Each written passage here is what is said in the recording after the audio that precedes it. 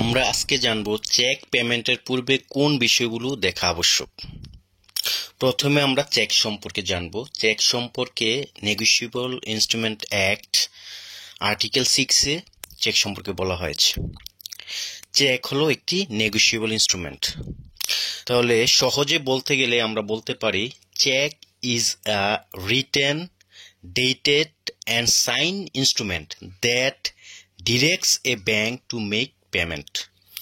অর্থাৎ চেক হলো লিখিত, তারিখ সন্নিবেশিত এবং স্বাক্ষরিত একটি ইনস্ট্রুমেন্ট যেটি একটি ব্যাংকে নির্দেশ করে নির্দিষ্ট পরিমাণ টাকা পেমেন্ট করার জন্য। A cheque leaf will not be considered as a check until it is signed by a drawer or account holder.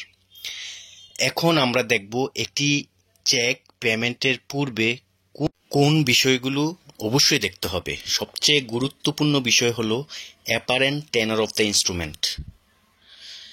Apparent tenor of the instrument means the instruction written on the face of the cheque. অর্থাৎ apparent tenor of the instrument বলতে বোঝায় the চেকের উপরে যা লেখা থাকবে সেগুলো paying ব্যাংকারের জন্য ইনস্ট্রাকশন।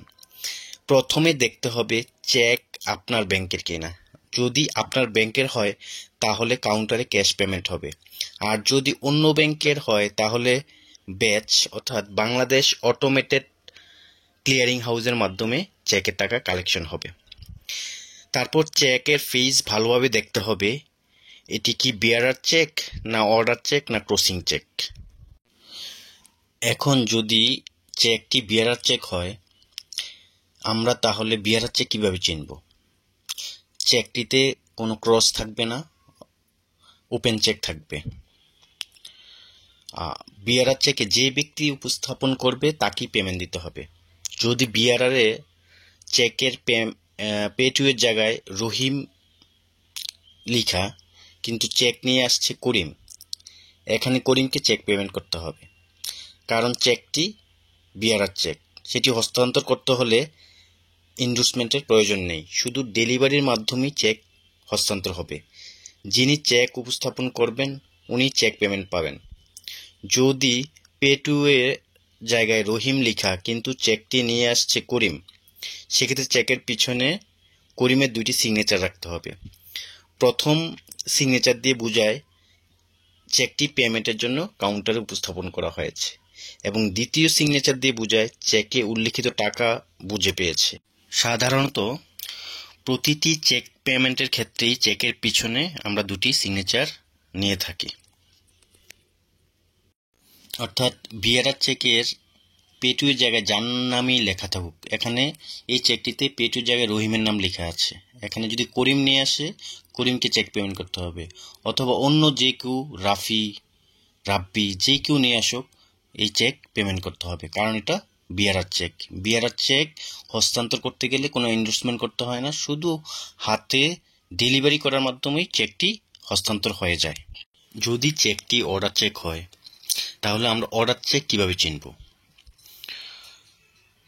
অর্ডার চেকের ফেসের মধ্যে যে বিয়ারার কথাটি লেখা থাকে, যদি বিয়ারার কথাটি কাটা থাকে তাহলে ওই চেকটি অর্ডার চেক হয়। আমরা যদি উপরের উল্লিখিত চেকটির দিকে তাকাই তাহলে দেখব বিয়ারার কথাটি কাটা আছে। যখন বিয়ারার কথাটি কাটা থাকবে তখন এই চেকটি অর্ডার চেকে রূপান্তর হবে। অর্ডার চেকের ক্ষেত্রে পে টু এর জায়গায় যার নাম লেখা থাকবে তাকেই চেক পেমেন্ট করতে হবে। এই চেকে পে টু এর জায়গায় লেখা আছে রহিম, তাহলে এই চেকটি রহিমকেই পেমেন্ট করতে হবে। যদি এই চেকটি নিয়ে করিম আসে তাহলে এই চেকটি পেমেন্ট হবে না, কারণ অর্ডার চেকে যার নাম লেখা থাকে ঠিক তাকেই পেমেন্টই করতে হয়। সেটা কিভাবে নিরূপণ করব ওই ব্যক্তি সে ব্যক্তি কি? আমরা ন্যাশনাল আইডি কার্ডের মাধ্যমে ওই ব্যক্তির পরিচয় নির্ণয় করতে পারি। আর যদি এই চেকে রহিম লেখা যদি করিমকে দিতে চায় তাহলে দিতে পারবে, সেটা ইনভেস্টমেন্টের মাধ্যমে দিতে হবে। সে এই চেকের অপোজিট পেজে উল্টা দিকে পে টু করিম লেখে রহিম সিগনেচার দিলে তারপর এই চেকটি পেমেন্ট করা যাবে। যদি চেকটি ক্রস চেক হয় তাহলে আমরা কিভাবে চিনব? যদি চেকের উপরিভাগে আড়াআড়ি দুটি দাগ টানা থাকে তাহলে চেকটি ক্রসিং চেক হয়। অর্থাৎ একটি চেকের আড়াআড়িভাবে দুটি দাগ টানলেই চেকটি ক্রসিং চেকে রূপান্তরিত হয়। ক্রসিং চেক কখনো ওভার দ্য কাউন্টারে পেমেন্ট হয় না। চেকে ক্রসিং দিয়ে অ্যাকাউন্ট হোল্ডার ইনস্ট্রাকশন দেয় যে চেকটি যেন অ্যাকাউন্ট ট্রান্সফারের মাধ্যমে পেমেন্ট হয়। অর্থাৎ এই চেকটি ক্যাশ কাউন্টারে পেমেন্ট হবে না, এটি অন্য একটি অ্যাকাউন্টের মাধ্যমে ট্রান্সফারের মাধ্যমে অ্যাকাউন্ট ক্রেডিট হবে। এখন বুঝলাম যদি অন্য ব্যাংকে চেক হয় তাহলে ব্যাচের মাধ্যমে অর্থাৎ বাংলাদেশ অটোমেটেড ক্লিয়ারিং হাউসের মাধ্যমে পেমেন্ট হবে। আর যদি ক্রস চেক হয় তাহলে ওভার দ্য কাউন্টারে পেমেন্ট হয় না, এটি অন্য একটি অ্যাকাউন্টের মাধ্যমে ট্রান্সফার হয়। আর যদি বিআরআর এবং অর্ডার চেক হয় তাহলে এটি ক্যাশ কাউন্টারে পেমেন্ট হয়। এই অর্ডার চেক এবং বিআরআর চেকের ক্ষেত্রে আমরা প্রথমে দেখব এই চেকটি কি অন ডেটেড চেক নাকি পোস্ট ডেটেড চেক নাকি এন্টি ডেটেড চেক নাকি স্টিল চেক। আমরা এখন এইসব চেক সম্পর্কে আলোচনা করব। আজকে আমরা ধরে নিলাম 2024 সালের সেপ্টেম্বর মাসের 20 তারিখ, আজকে 20/9/2024। তাহলে আজকেই চেকটি প্লেস করেছে, অর্থাৎ যদি আজকের দিনে একই দিনে চেকটি প্লেস করে তাহলে সেটি হলো অন ডেটেড চেক। আর অন ডেটেড চেক সবসময় পেমেন্ট হয়। এখন আমরা আলোচনা করব পোস্ট ডেটেড চেক নিয়ে। যেহেতু আজকে 20/9/2024 কিন্তু চেকটি দেখা যাচ্ছে 25 তারিখের, 25/9/2024। 25/9/2024 মানে ফিউচার ডেটের চেক, মানে আজকে যেই ডেট যদি তার ভবিষ্যৎ ডেটের কোনো চেক হয় অর্থাৎ ফিউচার ডেটের কোনো চেক হয় সেই চেকটি হবে পোস্ট ডেটের চেক। আর পোস্ট ডেটের চেক কখনো পেমেন্ট হয় না।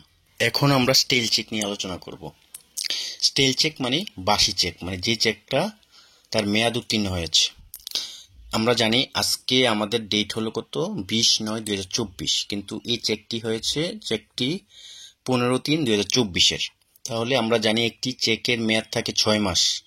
যদি 6 মাস অতিক্রম করে তাহলে ওই চেকটি স্টিল চেক হয়ে যায়, ওই চেকের পেমেন্ট কখনো হয় না। আর গভর্নমেন্ট চেকের ক্ষেত্রে 3 মাস পরে চেকটি স্টিল হয়ে যায়। তাহলে স্টিল চেক কখনো পেমেন্ট হয় না। আমরা আলোচনা করব এন্টি ডেটেড চেক নিয়ে। এন্টি ডেটেড চেক কোনগুলো? ধরি আজকে আমাদের ডেট কত, 20/9/2024। তাহলে একটা চেকের মেয়াদ থাকে 6 মাস। এই 20/9/2024 থেকে পিছনের যেই 5 মাস 29 দিন এর মধ্যে যে কোনো চেক যদি থাকে তাহলে ওই চেকটি পেমেন্ট হবে। যেমন 15/8/2024 তারিখের চেক, তাহলে আজকে হলো 20/9/2024। তাহলে এটা 6 মাসের মধ্যে যদি চেকটি হয় তাহলে চেকটি পেমেন্ট হবে। তাহলে এটা 1 মাস 5-6 দিন এর মধ্যে আছে, তাহলে এটা এন্টিডেটেড চেক। অর্থাৎ যে চেকটি 6 মাস ক্রস করবে সেটা হবে স্টিল চেক, কিন্তু 6 মাসের মধ্যে যে চেকটা থাকবে সেটাকে বলা হয় এন্টিডেটেড চেক। আর এন্টিডেটেড চেক সবসময় পেমেন্ট হয়। তাহলে ডেট অফ দ্য চেক ভালোভাবে দেখতে হবে, এটা এন্টিডেটেড না পোস্ট ডেটেড না স্টিল চেক নাকি অন ডেটেড চেক, এটা দেখে পেমেন্ট দিতে হবে। তারপর আমাদের দেখতে হবে অ্যামাউন্ট ইন ফিগার অ্যান্ড ওয়ার্ডস, অ্যামাউন্টটা ফিগার এবং ওয়ার্ডসে ঠিক আছে কিনা এটা দেখতে হবে। তারপর আমাদের দেখতে হবে নেম অফ দ্য পেই কে, আর এটা কি অর্ডার চেক না বিআরআর চেক, সেই অনুযায়ী পেমেন্ট দিতে হবে। তারপর আমাদের দেখতে হবে সিগনেচার অফ দ্য ড্রয়ার, অর্থাৎ অ্যাকাউন্ট হোল্ডারের যে সিগনেচারটা, আমাদের যে স্পেসিমেন সিগনেচার রাখি সেটার সাথে এটা মিল আছে কিনা সেটা দেখতে হবে। তারপর দেখতে হবে কোনো স্টপ পেমেন্ট অর্ডার আছে কিনা, যদি গার্নিশিও অর্ডার আর স্টপ পেমেন্ট অর্ডার এগুলো যদি থেকে থাকে এগুলো এক্সিকিউট করতে হবে। চেক পেমেন্টের ক্ষেত্রে যদি 50,000-এর নিচে হয় অ্যামাউন্ট তাহলে শর্ট কেওয়াইসি রাখতে হবে। আর 50,000 টাকার উপরে যদি চেক পেমেন্ট হয় তাহলে ন্যাশনাল আইডি কার্ড রাখতে হবে। এছাড়া যদি চেকের ফিসে কোনো ম্যাটেরিয়াল অল্টারেশন হয়, অর্থাৎ চেকের ডেটে কোনো কাটাকাটি হয়, অ্যামাউন্ট এন্ড ফিগারে কোনো কাটাকাটি হয়, নেম অফ দ্য পেতে কোনো কাটাকাটি হয়, তাহলে অবশ্যই অ্যাকাউন্ট হোল্ডারের সিগনেচার রাখতে হবে। আর অ্যামাউন্ট যদি 5 লক্ষ টাকার অধিক হয় তাহলে অবশ্যই পজিটিভ পে ইনস্ট্রাকশন রাখতে হবে। আর বিআরআর চেকের ক্ষেত্রে 1 লক্ষ বা তার বেশি অ্যামাউন্ট হলে অ্যাকাউন্ট হোল্ডারকে ফোন দিয়ে নিশ্চিত হতে হবে। সবাইকে ধন্যবাদ, চেষ্টা করেছি আলোচনা করার জন্য। সবাই ভালো থাকবেন। আসসালামু আলাইকুম।